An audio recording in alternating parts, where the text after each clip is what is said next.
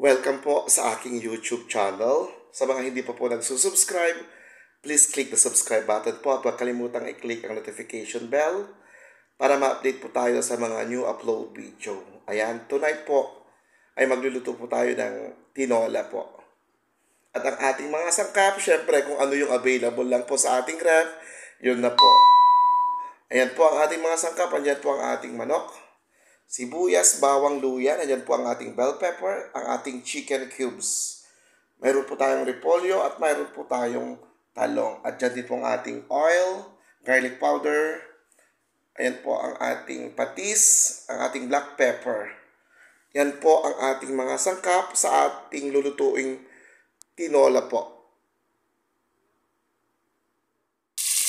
Ayan po, ginigisa lang po natin ang ating bawang. Susunod ko na po ang ating sibuyas. Sama ko na rin po ang ating luya. Ayan.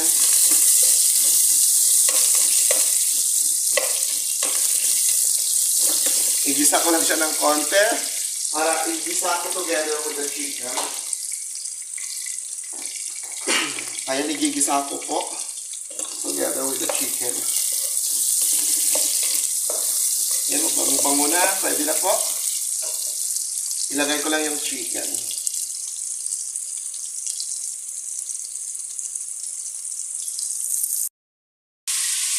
At yan po, nilagay ko na po ang ating chicken. Ayan. Igisa-gisa lang po natin.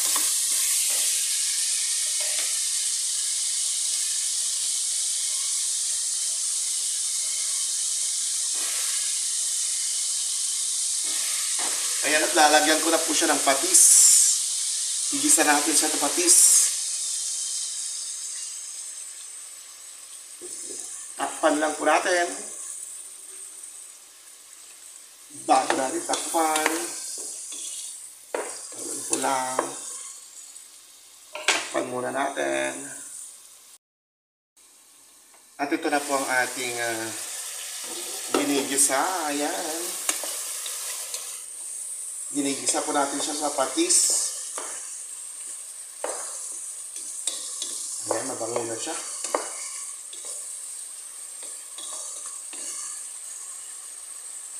Ayan po. Takpan ulit natin.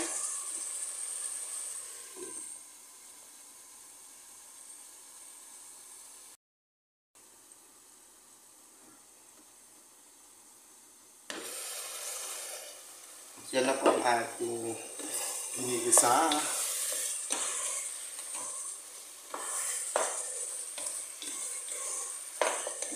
Ayan.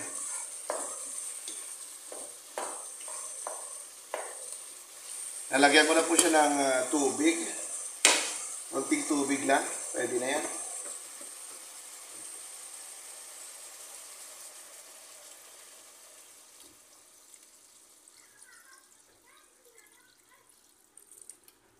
Pwede na po yan. Saka takpan ulit natin.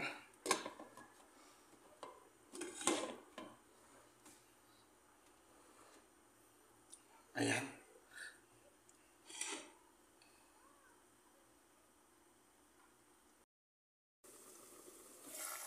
Ayan.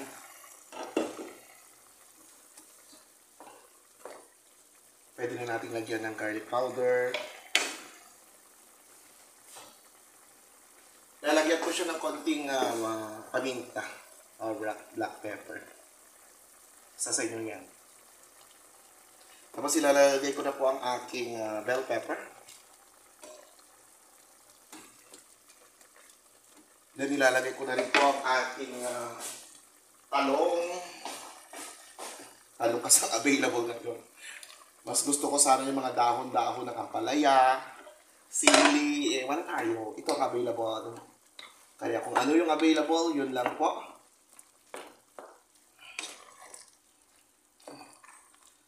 Kaya kung ano po yung available sa kitchen, yun na po.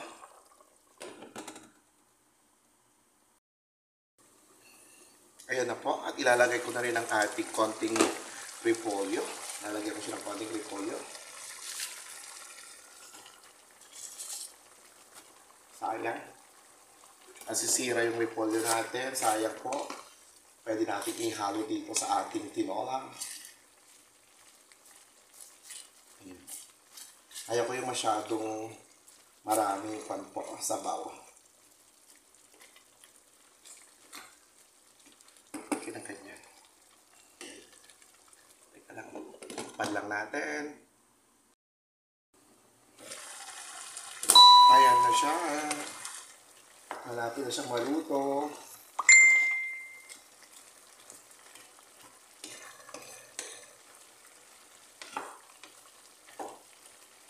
Ayan, nilagyan ko na po yan ng chicken cubes. Nilagyan ko na yan ng garlic powder. Tinikman ko na po. Tama po ang lasa. Ayan po ang ating tinolang manok. Lutong kachamba po. Dahil kung ano yung available nating ingredients, yun na po. Takpan ko lang ng konti pa. Then pwede na po yan. Ulit lang natin. Ayan po, ito na po ang ating finished product po, ang ating tinolang manok. Ayan.